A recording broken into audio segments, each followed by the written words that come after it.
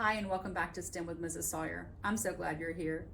Thank you to those of you who have been able to send in pictures and video of the challenges that you have done at home. I love seeing the things that you have created with your family. If you have a chance to fill out the feedback form after watching any of the videos or completing the challenges, I would love for you to do that. All of our videos and newsletters are available on our website at any time. They can be done in any order, and you can repeat challenges if you would like to. Let's start by thinking about what is a boat. So a boat is a vessel that is propelled by oars, sails, or an engine. Let's talk about two of those vocabulary words for just a minute. So a vessel just means a craft that travels by water, and then propelled means to move forward. So the definition that we just talked about just means a craft that travels by water and moves forward through sails, using oars, or an engine. Then let's think about what are some different purposes that boats can have. Boats can be used by people to have fun and entertainment, travel around out in nature. Boats can be used by people in the military to get soldiers or supplies into areas that are not easily accessible by car or train. Boats can be used by firefighters and police officers. Some people even use a boat as a home. They're called houseboats. And then in a few countries of the world, there are some areas where they have what's called a rainy season, and they have a lot of flooding in their country. And so they have even had school on a boat.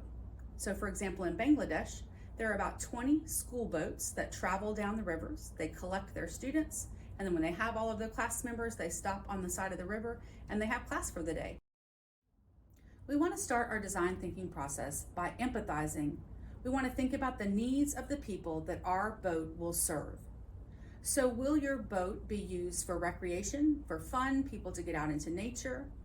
Or will your boat be used for a different purpose? Maybe it's serving someone in the military, helping troops get to where they need to be in order to help other people, or police officers or firefighters.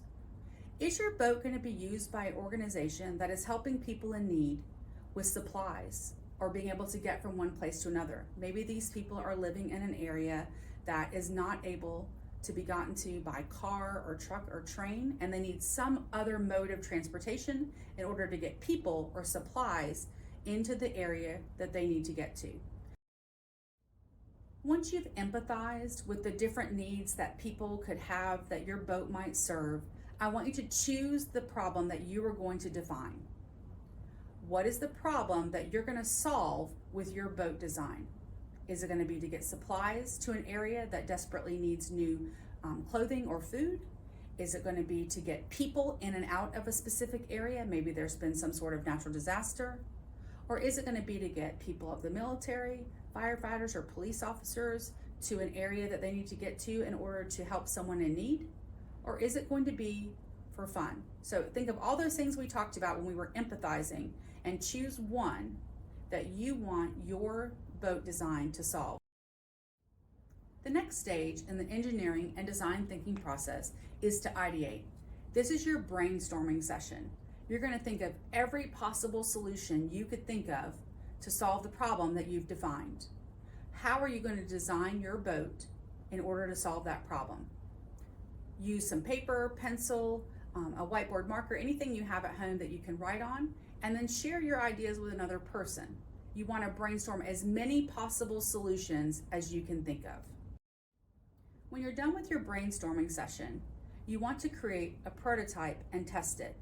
So look back at your brainstorming at your ideate stage and choose one design that you think will be the most successful and that you would like to build a prototype for, and then test it. Think about the materials you have available to you and the time provided, and then you want to build a prototype that closely matches the design that you came up with in your ideate stage. When you're done with that, you want to test it. And remember, when we're testing, we want to recreate the conditions that might be used for in the real world as close as we possibly can.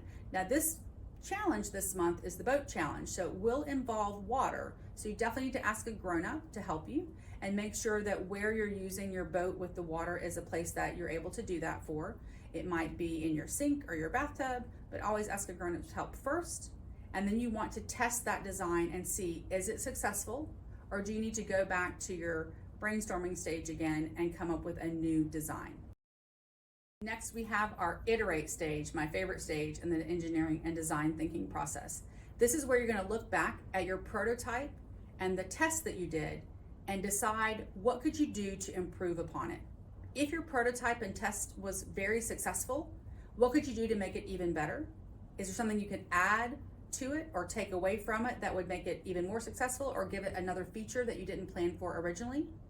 Or if it was unsuccessful, maybe your boat took on water, or maybe it didn't float at all and it sank very quickly, what can you do to improve upon it and then test it again in order to make a better boat design to serve the people that you defined in your problem?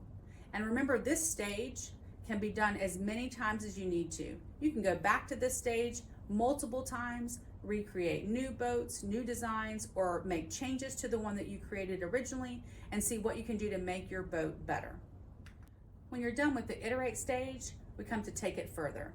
Take it further is a challenge for you to improve upon your original design. Now, you may have done some of this in the iterate stage, but once you've come up with a successful boat, think about what you can do to take it further as far as, can it hold more weight? Can it travel further? Could it float for a longer period of time? What could you do to improve upon your boat to take it to the next step? One of the most important stages in the engineering and design thinking process is to share. It's important to share our design with others. Take time to explain what you did to a friend, a sibling, or a grown-up, and talk to them about your design process, the problem you were trying to solve, and how your prototype and testing session went. Let them know what went well, what was successful, and what was unsuccessful. I want to thank you again for joining me with STEM with Mrs. Sawyer and for doing these activities at home with your family and your children. Remember that I love to see pictures and video of any of the activities that you've completed, and all of our newsletters and videos are available on our website, and they can be done in any order and repeated anytime you would like to.